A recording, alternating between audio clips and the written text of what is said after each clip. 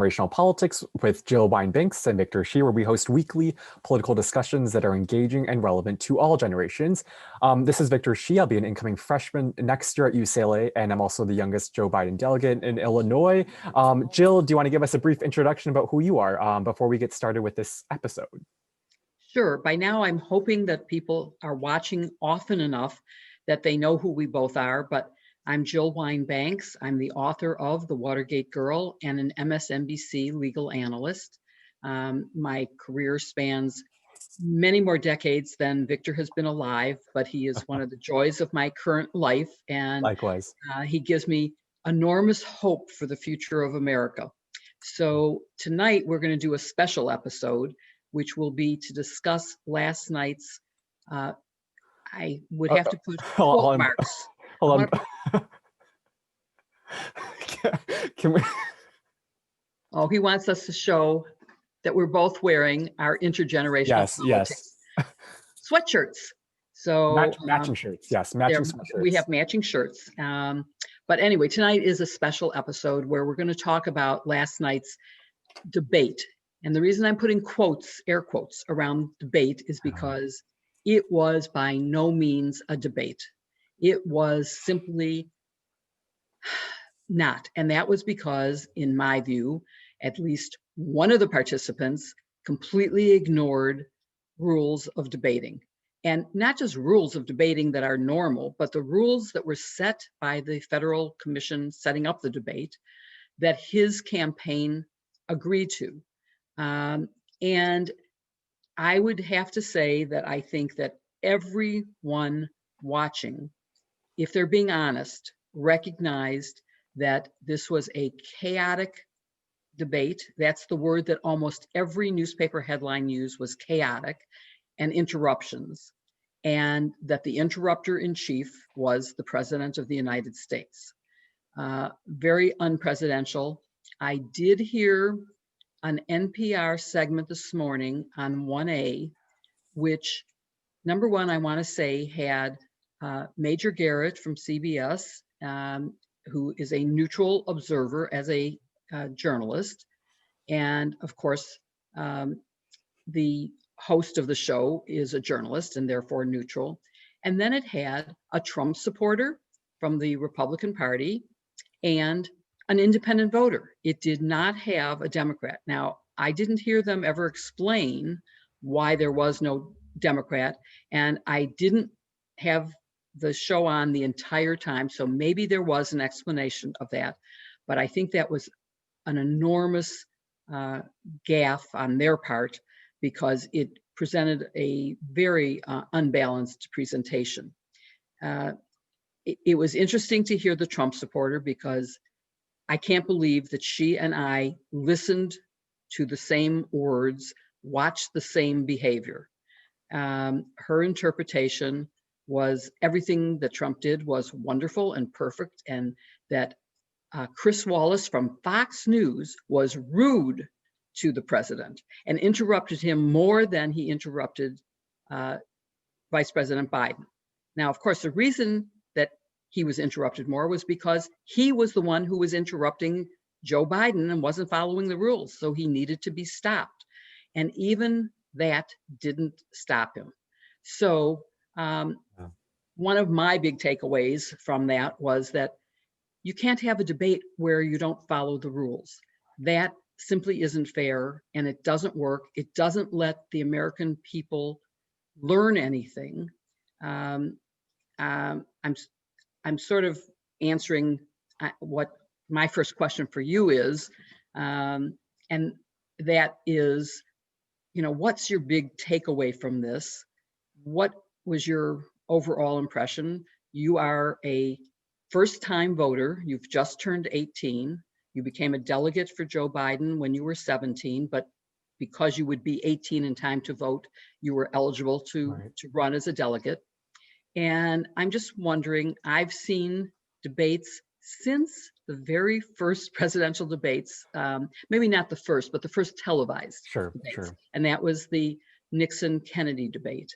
And I did see a similarity to that, which was Nixon is widely viewed to have lost that debate because he was sweaty Right. and had a heavy Right. beard growth. And honestly, Donald Trump was slimy, sweaty. Yeah. I mean, Very just watch the orange video. too. Yeah. Well, that's his normal color, so I can't comment on that. But Yeah. but he doesn't usually look like he's covered with sweat. And it couldn't have been the lighting because it was the same lighting that Vice President Biden had. And Yeah. he didn't look sweaty.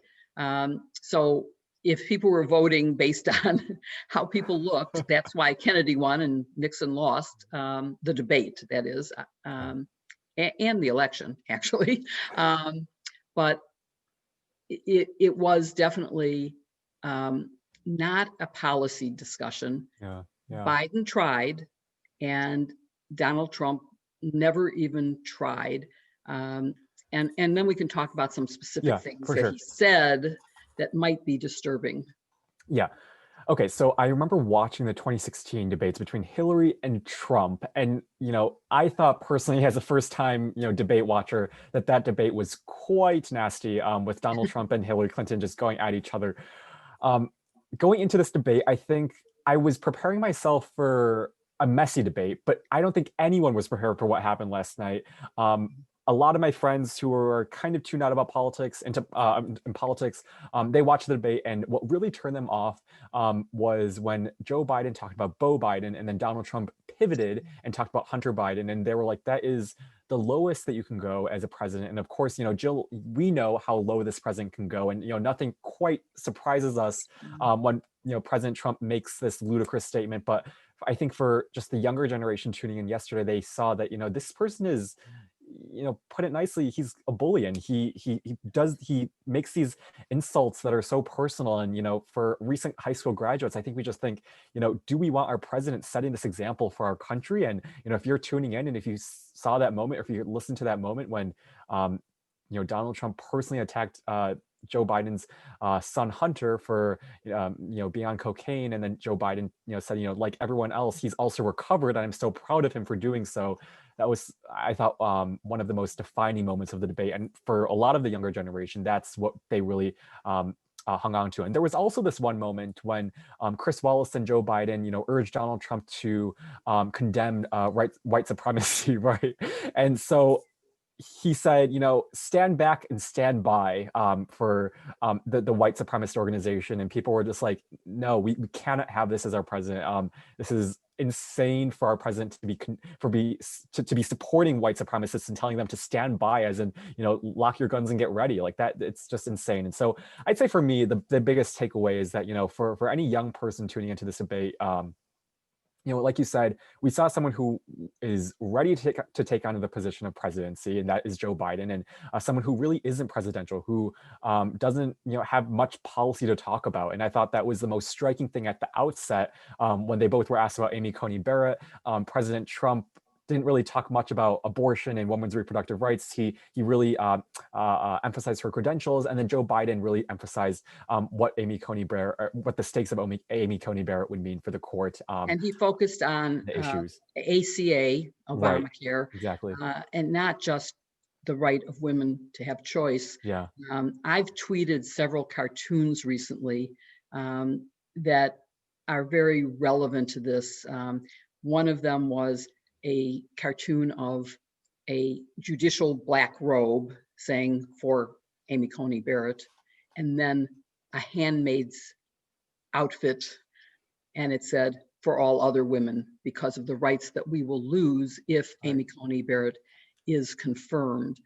That was one. And there was another that it sort of showed Donald Trump at the moment of his talking about the Proud Boys, let's name them for what they are, which was the group that he gave a thumbs up to, and they cheered, and they are using it they've now got t-shirts that they have the patch now.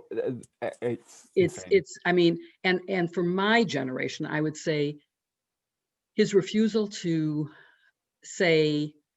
disown white supremacists, and his refusal continue saying there are good people on both sides, as he did during the white supremacist rally in Charlottesville. Charlottesville, Sure. yeah. Yeah, Charlottesville, um, are maybe some of the more distressing things, but also I think, my generation, our parents, Yeah, and we that's what I all was about have. to. Yeah, that's what I was about to ask because before the debate there was a CBS poll that showed up on the screen that I was watching, and then I switched to MSNBC. But CBS showed this poll, and it was why will you watch the debate? And 73% of voters said that they'd like to see how my candidate does. 41% said for entertainment. 8% will be said it was it was the only thing on TV at the time, and then 6% said that they tuned into the debate because they were still deciding who to vote for. And I guess that's really, I guess, the strategy of both campaigns. Joe Biden went into this campaign thinking that he just has to maintain his support. He just has to come out of it surviving. I thought he did that. Donald Trump is coming in as the trailer in this campaign. So he needs to turn out either more of his base or he needs to turn out Well, more undecided voters. And I thought, yeah. given this debate, what did you think of his performance for one of the most key demographics in this debate, which is just suburban women and parents who are out there? Yeah. Well, first, let me say, in terms of polls Yeah, and undecideds, it's hard to believe that anyone is still undecided. right. But I understand, and I hope that those people are paying attention, are watching information and facts. And of course, there's nothing about fact that you could deny when you see the presentation yourself. It's not me telling you what I saw, it's seeing it for yourself. So that's important. And when you mention polls, I did a poll on Twitter saying, based on what you saw, should there be a second debate? Mhm. And I certainly do not have probably a fair sampling, because I suspect that the people who follow me and would have answered the poll tend to be people who believe as I do. But of those people, 83% said, don't have another debate. It Yeah, served no purpose. yeah. Um, there is a purpose, though. I think we can say that you see who Donald Trump is and you Mhm. see who Joe Biden is. Right. And now to your question, um, I think, for example, this issue of other people also have children who have been addicted. And addiction is a horrible thing.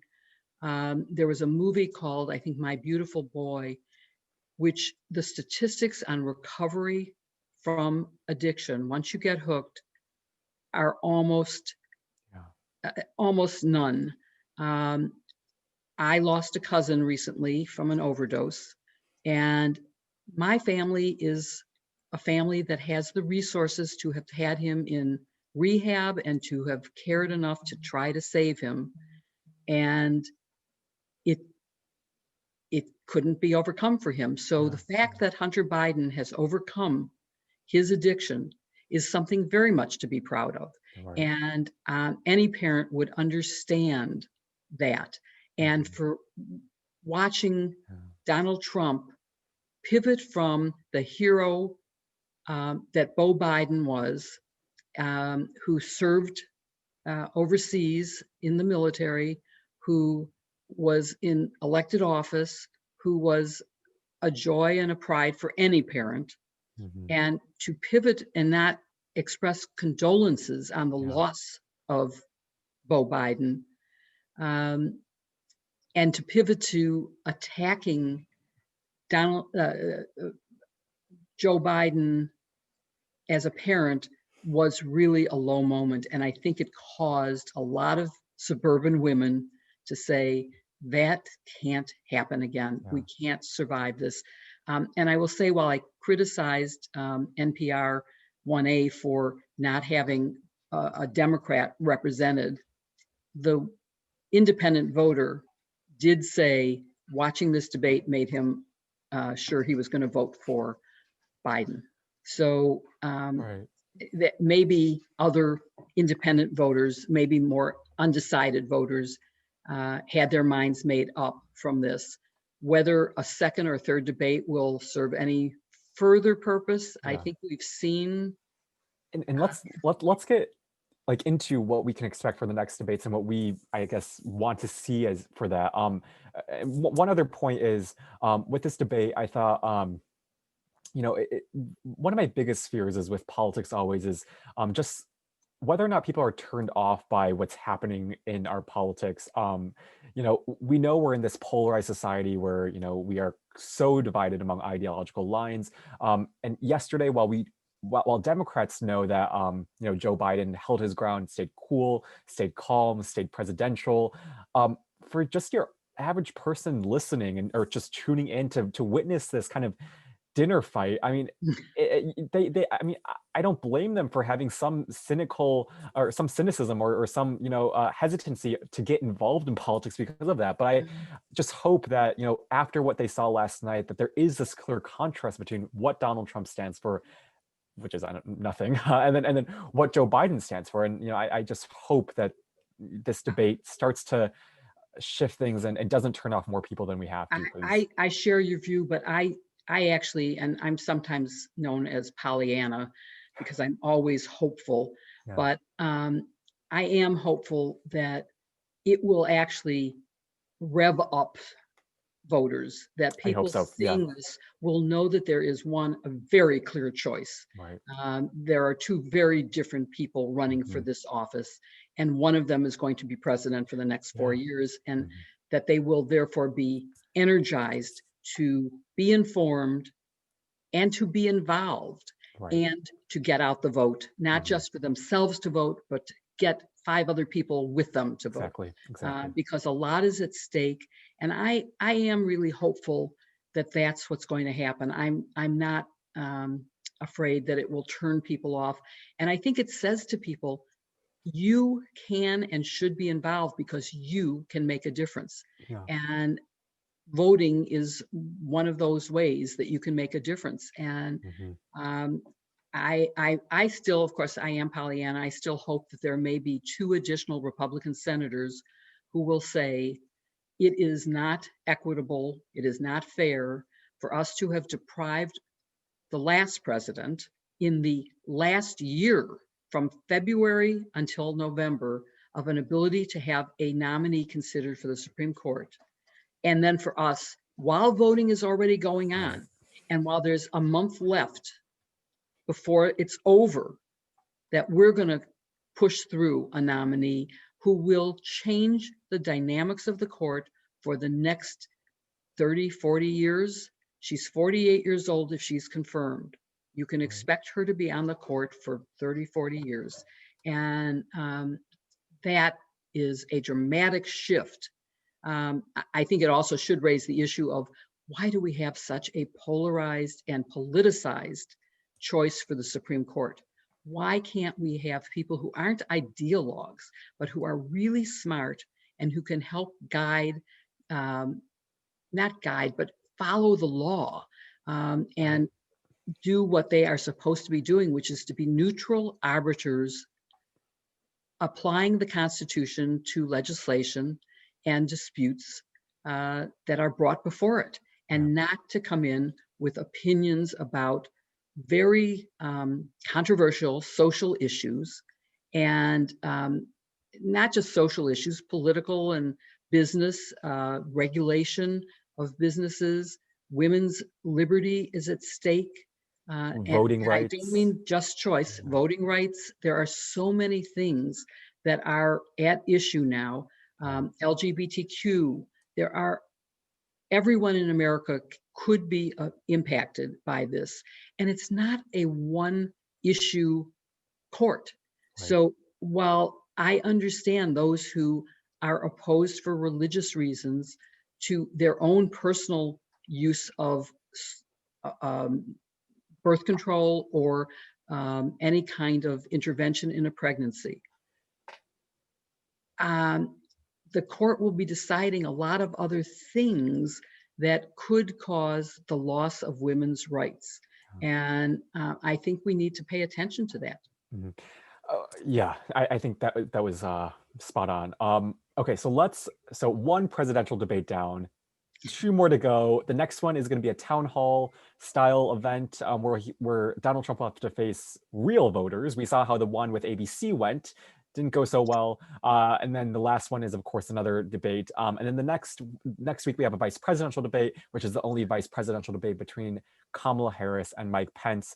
Given what we saw yesterday, we all know that it was a mess, with so many problems from Donald Trump interrupting and just so many of those interruptions throughout the debate. So this morning, the Commission for Presidential Debates came out with a statement saying that there will be substantial restructuring for the next debates. So, Jill, what do you hope for in the next debates? Like, do you think we should cut the mics? Do you think we should, put people in like this sound booth? Like what do you think should be Well, done first, in the let me next say, debate? I don't expect that the vice presidential debate will be the chaos and interruptions that we had in last night's debate. I think that will be possibly a real debate. Yeah. I will be very interested in watching that one. The town hall, it may be harder for Donald Trump to be rude in front of a live audience. And speaking of, I just have to go back to last night. One of the things that I was extremely troubled by was the Trump entourage entered the room wearing masks, sat down on the opposite side of Jill Biden and the Biden people. The Biden people were wearing masks throughout the whole debate. As soon as they sat down, all the Trump people took off their masks. That is not an image that we need to be portraying at a time when every scientist is saying that we could cut the death rate enormously if people would all wear masks. So that was extremely disturbing to me. And I also want to make one other point still about last night, which is, I thought one of the best lines of the night was, "Will you shut up, man?" I mean, at some point, he spoke on behalf of all of us. Like, I think anyone tuning in was like, thank you for saying that. Yes. Now, as to going forward, what should the rules be? And should you turn off mics? Chris Wallace, who says he did the best he could and probably did, because if you have a participant in a debate who doesn't care about being embarrassed, who doesn't care about following the rules, who thinks that he's above them all, you can't wrangle them into compliance. And so there's really nothing you can do. He interrupted Chris Wallace. He interrupted Biden. So should you shut off the mic? Well, in a way, no, because what people are seeing is what foreign nations have to deal with when they're talking to Donald Trump, what anybody negotiating with him has to deal with. And so I think turning off the mic, it was very appealing. I know I was yelling, "Turn off the mic." Let's let Biden be heard. And I think, by the way, the most impact of the night was when Biden turned to the camera, ignoring the noise on his side, looked straight at the camera and said, like this, "I want to talk to you, the American people." And I thought that was an extremely effective, was pivoting away and doing that. I mean, throughout the debate, I found that moment so striking. Just throughout the debate, he kept on looking into the camera. Donald Trump kept looking at Joe Biden, or looking, or tilting his head in a weird way. But Joe Biden looked straight into the camera, and he kept saying "you." He wanted to make this about the voter, and I thought that was a really good thing in the debate. And whether or not the average voter picked up on that, who knows? We might have gotten lost in what happened during the debate, but the fact that he knows what his job entails, and that it is to represent the people and to speak on behalf of the people, that to me is significant. I think that really tells you everything you need to know about Joe Biden, that he will take his job seriously, unlike Donald Trump, who just made everything about Joe Biden, made everything about the socialist left, made everything about him. It was, and the contrasts were so stark. If you cut off the mics, you don't get that. It is an appealing solution. And I'm going to be watching what the Commission on Presidential Debates comes up with as a way to control an out of control president. And you can't blame Joe Biden for interrupting back occasionally, because it was so painful to watch. But I want to ask you another question, which is, Your parents are not Democrats, and you were watching the debate with them. Yeah. I'm just wondering how they viewed this, and whether it's influencing how they feel, and whether they've talked to any of their friends, or you've talked to any of their friends, and what their generation is feeling. Yeah. If you don't, if Yeah, they yeah, won't mind definitely. you answering that. I don't think they'll mind. Yeah, so I mean, so during the debate, I watched with them. I didn't really talk to them because I wanted to kind of see their reactions as they were debating. I was on Twitter just watching as well, but throughout the debate, they kept on laughing, and I didn't know whether the laughs were laughing, just at what's happening, or laughing at Donald Trump's ludicrous statements. Like I don't know what happened. And then after the debate, I asked them, "So what did you guys think?" And both of my parents were like, "This man is crazy." and and he was crazy. It was just unhinged, and there were so many moments, and they were like, we were laughing because we were found the process so just wild that they watched past debates. They weren't really invested in past debates, but they knew that debates were about introducing your candidacy, why people should vote for you, what plans you have to make the country better. Yesterday was just a shouting match, and they were really amused by it, I thought. And so they think that Donald Trump is crazy after that debate, and I suspect that a lot of their a lot of other Chinese parents also think that, or other Asian Americans who may be a little bit more conservative on the political spectrum. But I don't think it helped Trump at all, for anyone who is undecided about him. Oh, thank you for answering that. Yeah, of course. I just was curious. We all tend to live in our own bubble, Yeah. and so that I know that my followers on Twitter, and I was posting pretty regularly during Yeah. the debate, something that one or the other said, and what I thought of it, or sometimes it needed no comment. All you had to do was say what it said. Right. So anybody who wants to see what I was thinking in real time, go to @JillWineBanks on Twitter and find my Twitter Mm, commentary, because I was trying to capture some of the highlights, yeah. and then I also would like or retweet some of the comments of other people that I follow. My fellow sisters-in-law, Joyce Hmm. Vance and Barbara McQuaid and Kim Atkins, um, and just other people who MSNBC hosts that are fabulous. And Yeah. I tweeted, um, basically, at Rachel Maddow, Biden won, because that was her conclusion. Yeah. So Yeah. that's another, maybe one of the last Last questions I questions. want to Yeah. ask you is, so who won last night? Do you think there was a winner? And who was the loser? So politically, I don't think anyone won. I thought Joe Biden. I guess you can argue that since Joe Biden did what he had to do, he won politically by not losing any support. And I thought that was a good thing on behalf of the Biden campaign to go into this debate, being cool, being calm, not falling into Donald Trump's attacks. And so I thought that was a good thing. But just I guess for me, like a win is if you like bump in the polls, and I don't think anyone bumped in the polls. So honestly, I don't think there was a winner for me. The loser, probably us, who had to listen to the debate and probably had to endure the debate. By the first 10 minutes, once the shouting really set in, I was like, oh my God, like imagine the number of people who had a glass of wine during the debate, or felt like or felt the urge to get that. But I thought, for us as just ordinary listeners tuning into the debate, it was a loss for us, because we didn't listen, we didn't get any indication of, we got some indication of what Biden would do, but I just thought that for us there was no substance, that we didn't really get what we needed to get from a debate. Well, I agree on the loser, which was Mhm. listeners. That I definitely agree on.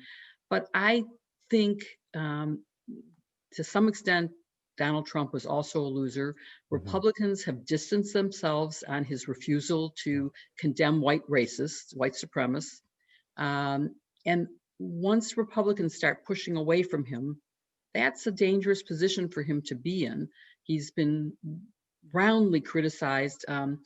There was a poll asking people, what word would you apply to Joe Biden, what word would you apply to Donald Trump after watching this? And unhinged, or some semblance of unhinged, was the word that almost everyone, Democrat and Republican, used to describe Donald Trump. Yeah.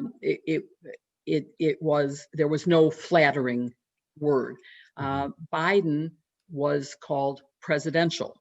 And That's so so, funny because, going into the debate, Donald Trump was like, Joe Biden is senile. He's mentally shot. And then, presidential. and he also said, I don't have to prepare because I am prepared every day because I am the president.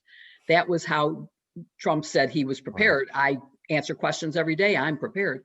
So I do think that if I had to declare a winner, that I would say that it wasn't Trump, that it was Biden, Yeah. and that in general, it hurt Trump. And also, I would add to that in terms of my conclusion is that Yeah. based on a very unscientific sampling of an independent voter who I heard today on NPR, that and based on your parents, Yeah. I would say that it hurt Trump, and Oh, that yeah. Yeah. people who were in that, I'm not really for one or the other, went to Biden as a result of it. And Mhm. so if he can hold that, then that would be a, you know, a good indication. And so I'm that's how I interpret the results of last night. Yeah, for And now sure. we'll have to see. Biden has already said that he is in for the next two. Right. I don't know what the advisors to Trump are saying, whether they will try to say to him, you must control yourself. And remember, Obama is widely seen as having lost the first debate when he was running for reelection. Mm. And partly it's attributed to the same attitude that Donald Trump had, is I'm president and I know what I'm doing. Yeah. And so I don't have to really take this too seriously. And not taking it seriously sort of showed up in his performance. He's known as a very good orator, and he didn't come across that way. Yeah. So he prepared and, did amazing in the follow-up. Let's So let's end on maybe a little bit more of a hopeful note, because I think the conclusion last night was that it was a sad moment for democracy to know that that's how a debate went down in American democracy. So, what makes you hopeful as we head into November 3rd? So much can happen.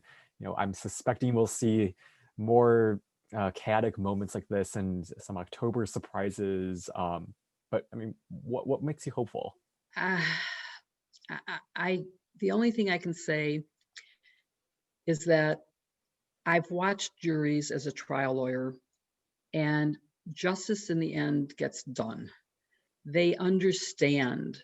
And so I think there is a segment of the population that isn't listening, and that this is a question of reaching out to people who might still be listening, who are undecided, and that this kind of performance will sway them, because I do think there is been a history, and it's not just Donald Trump, it's his cabinet, but particularly his attorney general. Mhm. I just signed another Department of Justice letter. I don't know how much impact that has, but as a former proud member of the Department of Justice at a time when I used to be very proud to go into court and be able to Yeah. stand up and say, on behalf of the United States of America, I am, representing you. Mhm. Mhm. People at the Department of Justice don't feel that way now, because the Attorney General is doing a lot to undermine democracy and justice, Mhm. and to follow the orders and protect the president. Yeah. But I still remain hopeful that America will come through, and before it's too late. The fires in California and climate change in general um, were touched on a little bit last night. And there are so many issues that need to be taken care of right away, that I remain faithful to democracy Yeah. and to the Yeah. American people. And I do hope that we can get back to having a dialogue, a Mhm. civil Mhm. dialogue based on fact, Yeah. not just based on opinion, or I like Trump, I like what he says. I I want to know what facts are. What has he done? Let's pay attention to the 20,000 lies that have been, toted up on a board that he has put forward. And there were many last night too, but I am hopeful that we will see people paying attention and coming out to vote. On that subject, I just want to end with the hopeful note that I think that it is safe to vote in person for most people. I think that it's also safe in most places to vote by mail. Victor and I are both in Illinois, where voting by mail will be perfectly safe, and there will also be ballot boxes, locked boxes that you can drop it off into if you don't want to trust the post office. And I know for sure that mail delivery has slowed. I can tell from things I've mailed and how long it takes to get. Yeah. So I would choose to use either dropping it into a ballot box, or I may vote early and monitor my polling place to see when there's not a long line, so that I don't have the risk of standing in line for a long time. Right. Wearing a mask, wearing gloves, having hand sanitizer with me, using my own pen to sign the register so that I don't have to use someone else's pen, wearing gloves when I touch the touch screen. I use that in the primary, and that was in the very early Beginning, stages right, of COVID. right. But even then, I wore, the little rubber surgical type gloves, and the touch screen works with them. It doesn't interfere as if you tried wearing a leather glove. And so I think, voting in person is okay for those who feel comfortable with it, but I think voting by mail early, don't wait till the last minute, Exactly. and try to use a ballot box instead of the US mail. You can even deliver it straight to the polling place on, anytime that they're open for early voting or during election day itself. And then don't expect to have results Exactly. on November 3rd. Do not expect that. There are states that cannot even legally start counting mail ballots until days or multiple days after. I'm not talking about a day or two. I'm talking about 7 days after. So you can't have the results. Now, if there is, a 70% vote for one candidate or the other electronically, that's probably a pretty good indication of who won, but it's still not final until all the ballots are counted. One of Jill's pins is a count every ballot pin, and I'll be wearing that frequently between now and the election, because that is what democracy rests on. And I believe in democracy. Likewise, that was a great ending. Just some housekeeping things. So this week we are going to be releasing a nice all-star panel with David K. Johnston, Timothy O'Brien, and Renato Mariotti, kind of just diving into the Trump taxes, what that means politically and legally. And then, as we head into Election Day, expect some relevant podcasts from us, and be sure to rate and subscribe to us. We also have a website now, so intergenerationalpolitics.com, to find everything you need to know about our podcast. But thank you so much, and we hope that these next debates go smoother than this one. Thank you all for listening.